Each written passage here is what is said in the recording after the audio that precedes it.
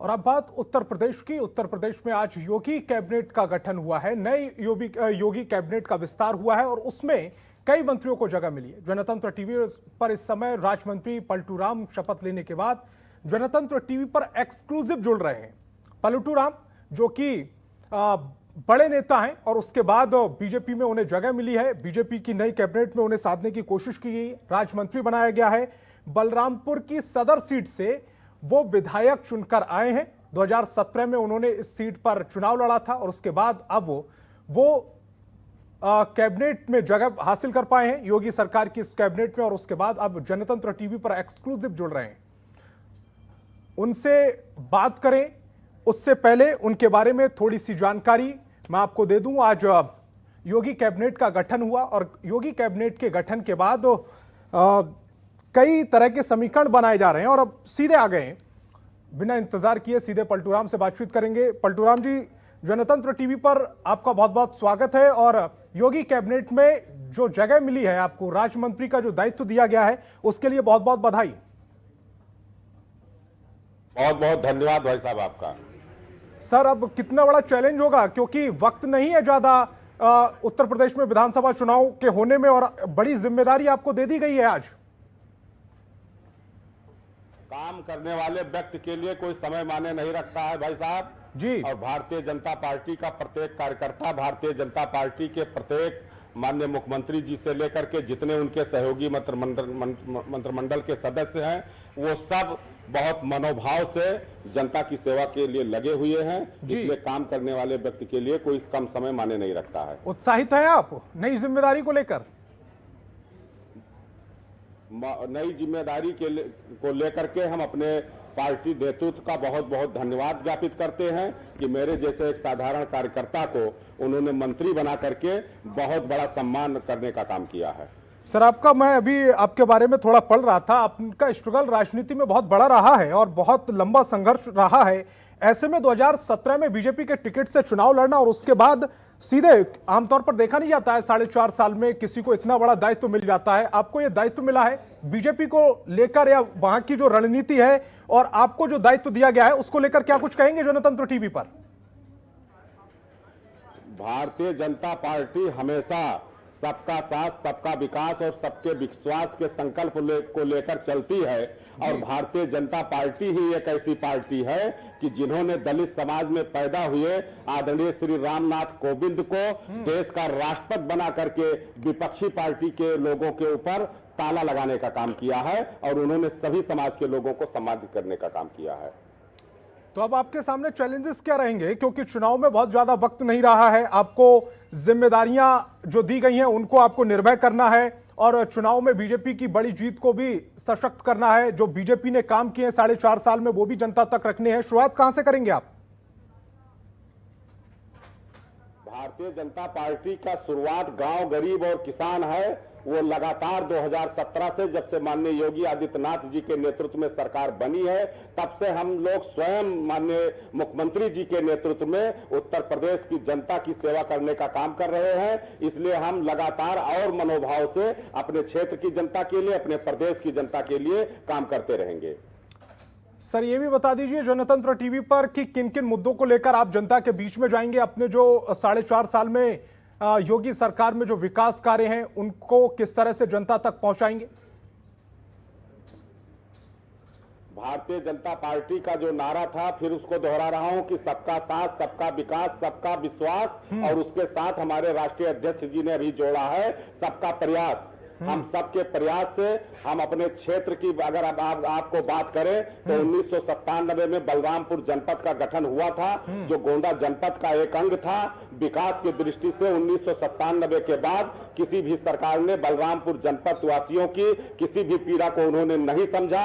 हमारे उत्तर प्रदेश के यशस्वी मुख्यमंत्री ने बलरामपुर में श्रद्धेय अटल बिहारी वाजपेयी जी की जो कर्म भूमि थी, बलरामपुर वासियों को वो गौरव सबसे पहले 1957 में प्राप्त हुआ था कि अटल बिहारी वाजपेयी जी को वोट देकर के उन्होंने लोकसभा में पहुंचाने का काम किया था। श्रद्धेय अटल बिहारी वाजपेयी जी के नाम से माननीय मुख्यमंत्री महोदय ने बलरामपुर वासियों को एक मेडिकल कॉलेज की सौगात दिया है। बलरामपुर वासियों का लगातार ये मांग रहा कि जाम के कारण वहां की जनता उससे निजात उसको कब मिलेगी। हमारे माननीय मुख्यमंत्री महोदय ने सैकड़ों करोड़ की लागत से बाईपास और फुलवरिया बाईपास पर रेलवे पर आरओबी का निर्माण करा करके बलरामपुर वासियों के आंसू को पोंछने का काम किया है और उनको समुचित यात्रा के लिए, सुख सुविधा के लिए माननीय मुख्यमंत्री महोदय ने पूरा ध्यान रखा है।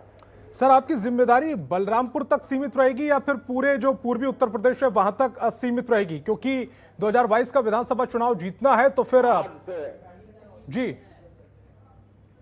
आज से वो जिम्मेदारी है। अभी तक तो मैंने अपने विधानसभा क्षेत्र की बात आपको बताई है जी जी। और आज से जो नई जिम्मेदारी मिली है इससे उत्तर प्रदेश के प्रत्येक जनपद में हम समुचित विकास करके और सबका साथ सबका विकास और सबके विश्वास के उस संकल्प को पूरा करते नजर आएंगे। अगर देखा जाए बीते कुछ दिनों से तो जो बीजेपी का आला ऊपर का दर्जे का जो नेतृत्व है वो लगातार उत्तर प्रदेश में सक्रिय है। चाहे बीजेपी के राष्ट्रीय अध्यक्ष जेपी नड्डा जी की बात कर ली जाए, चाहे बीजेपी के मुख्यमंत्री योगी आदित्यनाथ की बात कर ली जाए और तमाम नेताओं की बात कर ली जाए, जो रक्षा मंत्री हैं राजनाथ सिंह वो भी लगातार उत्तर प्रदेश आ रहे हैं।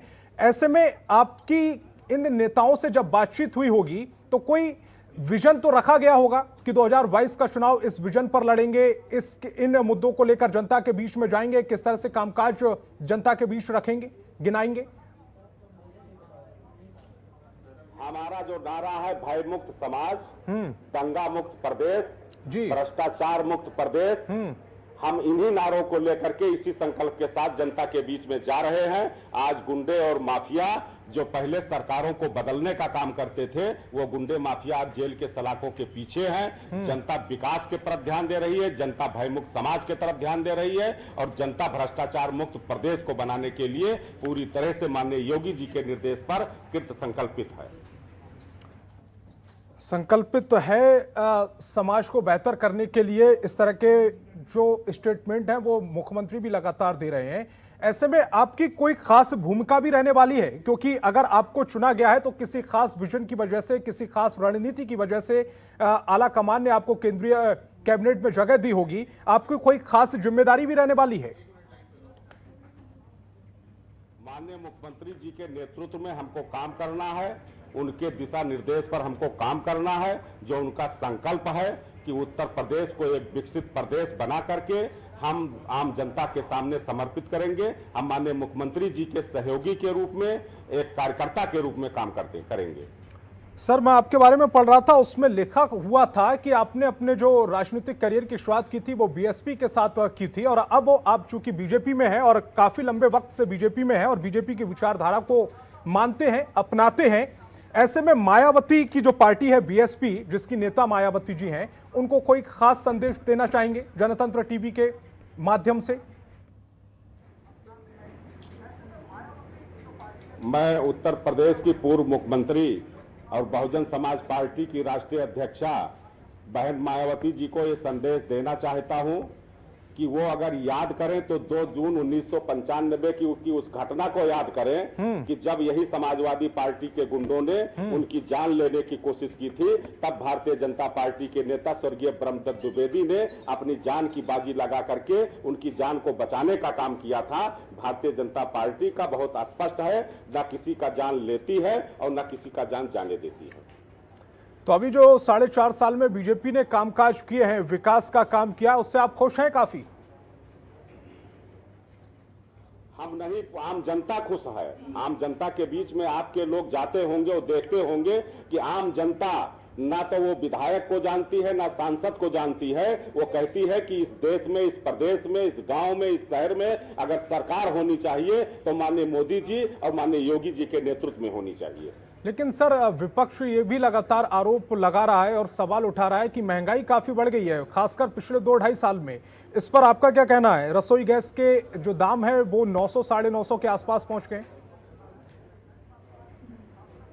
उनसे ये पूछिए कि जब कोरोना की भीषण महामारी में आज महाराष्ट्र और दिल्ली जैसे राज्य में वैक्सीनेशन के टीके के लिए शुल्क लिया जा रहा है और हमारे उत्तर प्रदेश के माननीय मुख्यमंत्री निःशुल्क टीकाकरण के लिए निःशुल्क स्वास्थ्य सुविधाओं को देकर के इतने बड़े प्रदेश की जनता को 24 करोड़ की आबादी वाले जनता को उन्होंने आज जो है सबको खुले आसमान में रहने के लिए अपनी सरकार के प्रति उन्होंने जो जिस तरह से उन्होंने जनता के लिए जो काम किया है कि कोरोना जैसी महामारी का जो योगी जी का मॉडल है आज देश ही नहीं विदेशों में उनका नाम हो रहा है। तो कहीं ना कहीं कोरोना जैसी भीषण त्रासदी को हमने अगर खत्म किया है तो कहीं ना कहीं किसी न किसी दुश्वारियों से भी हमको दो चार होना पड़ रहा है।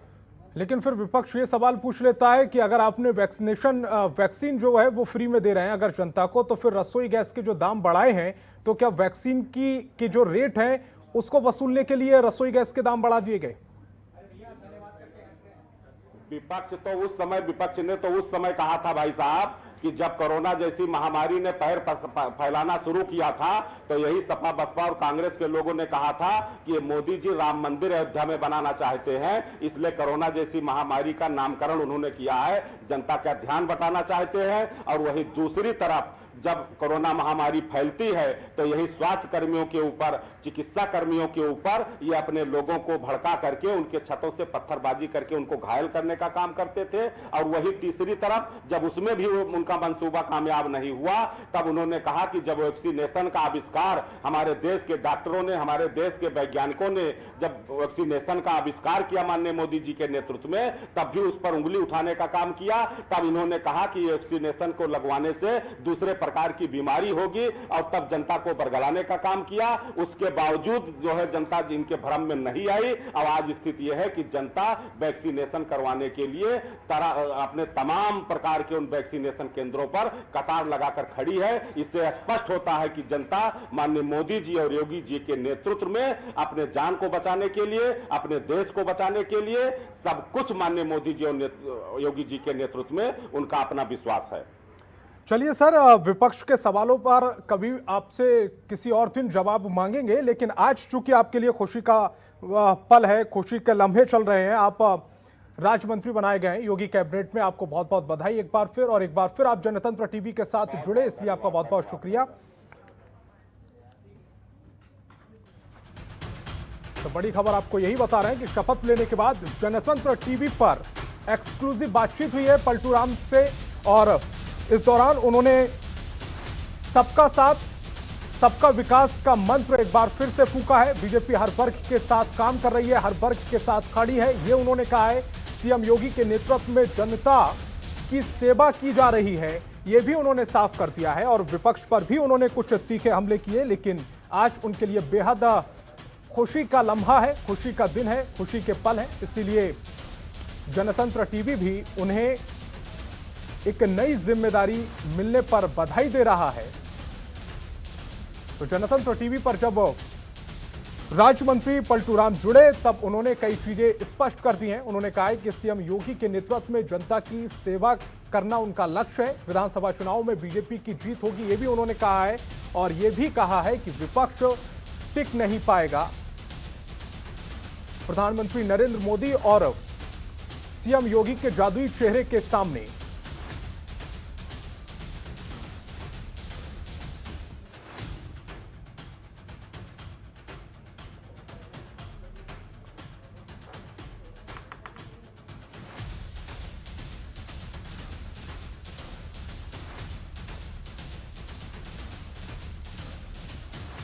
बीजेपी की बड़ी जीत होगी। ये जनतंत्र टीवी पर अभी कुछ सेकंड पहले जब पलटू राम राज्य मंत्री हमारे साथ जुड़े थे, उन्होंने ये ऐलान किया है। उन्होंने कहा है कि सबका साथ सबका विकास बीजेपी का मूल मंत्र है, बीजेपी हर वर्ग के साथ खड़ी है और हर वर्ग का विकास करना उसका लक्ष्य है।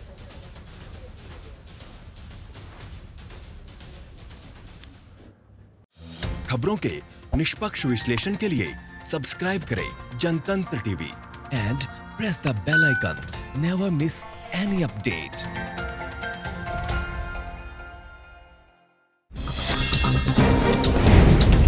डाउनलोड कीजिए जनतंत्र टीवी ऐप को, जो कि अवेलेबल है गूगल प्ले और ऐप स्टोर पर।